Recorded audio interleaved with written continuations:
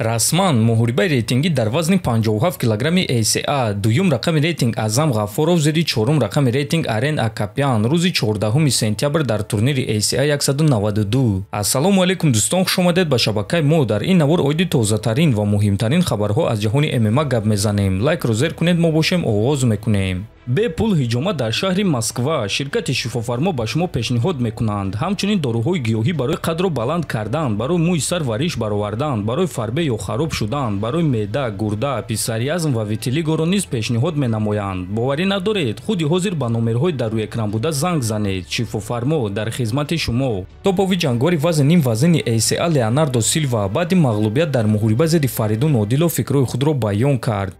ба назди рақиб Фаридун Одилов омадум то ин ки ӯро бо ғалабааш табрик кунам ки ӯ бозии худро ба кор дароварда тавонист. ман дар гӯштин корро хуб оғоз кардум, лекин мутаассифона осеби вазнин гирифтум дар дуюм раунд вақте ки ба замин афтидум ва ин чиз имкониятҳои маро маҳдуд кард. дар охири дуюм раунд ва дар сеюм раунд вақте ки ман гӯштин мегирифтум дарди сахт ҳис мекардум ва ин баромади ман аз ҳама бадтарин баромад дар карьерам буд. аз ташкилоти ACA бахшиш мепурсум, чунки медонам ки онҳо аз ин муҳориба бисёр чизҳо интизор буданд. лекин чӣ гуна ки ба ҳамагон маълум аст, ин муҳорибаҳои омехта аст ва мутаассифона ҳама кор рух дода метавонад. ман фикр мекунам ки бо чунин осеб ва дард ман нишон додам ки ман самураи ҳақиқиюм ки ягон вақт таслим намешам ва то охир мерам. танҳо ҳамон одамоне ки дар вақти муҳориба осеби вазнин бардоштанд медонанд ки ман чӣ гуфта истодам. ин баҳона нест, танҳо ҳақиқатро баён карда истодам ки дар вақти муҳориба чӣ кор рух дод. касоне ки маро мешиносанд медонанд ки ягон вақт зидди ман чунин бартарӣ намешуд, навиштааст Силва. ва дӯстон, хотиррасон мекунам ки Леонардо Силва пеш аз муҳориба оиди Фаридун бисёр чизҳо гуфта буд, ба монанди ту ҷангвари рейтингӣ нестӣ, ту гӯштини суст дорӣ, ман сатҳи туро нишон медиҳам, лекин дар натиҷа шикаст хӯрд ва чӣ гуна ки мебинем баъди ҷанг эҳтироми худро ба Фаридун Одилов расонид.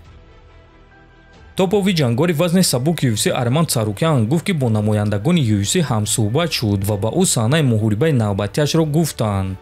то пурия моҳҳои январ ё ин ки феврал баргаштан мехоҳад, аммо бошум дер боз шуд ки муҳориба гузаронидагӣ нестам ва фикр мекунам ки ман бояд моҳи октябр ё ин ки ноябр муҳориба гузаронам. дирӯз ман бо сардорони UFC ҳамсӯҳбат шудам. онҳо гуфтанд ки шояд ба ман муҳориба бо ягон ҷанговар моҳи октябр дар Абу-Даби ё ин ки моҳи ноябр дар Қатар ташкил мекунанд. рақиб метавонад ки Ҷейсон Гейҷи шавад ё Дэн Хукер ё ин ки ҳатто Пэдди Пимблет. худи ман зидди Пимблет ҷангидан мехостум. ба октагон баромадан, ӯро ба нокаут равон кардан ва роҳи худро идома додан, гуфтааст Царукян. ва дӯстон, аз ин суханони Арман фаҳмида мешавад ки рақиби навбатии ӯ айниқ топурия намешавад, балки Гейҷи, Хукер ё ин ки Пэдди шуда метавонад. акнун интизори хабарҳои нав оиди муҳорибаи ӯ мешавем.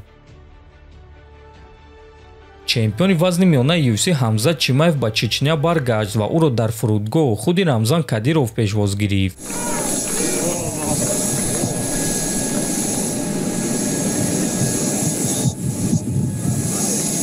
чӣ гуна ки бисёри сомонаҳо хабар медиҳанд, Рамзан Кадиров ба Ҳамзат Чимаев барои чемпион шуданаш мошини тамғаи Мерседес Майбах туҳфа кард ва гуфт ки 100% боварӣ дошт ки Ҳамзат пирӯз мешавад. чашмонашро пӯшида дуо кард то он вақте ки дасти Чимаевро довар набардошт. На 100% был уверен, никогда не сомневался. И я до конца не смотрел, я глаза закрывал и молился, чтобы у него все получилось. И когда подняли руку, только тогда мог молитву остановить, молился, дар ҳамин ҷо навори мо ба анҷом мерасад. фикру ақидаҳотонро нависед, ҳатман дар YouTube канали мо обуна шавед. то боздид, хонободу сарбаланд бошед.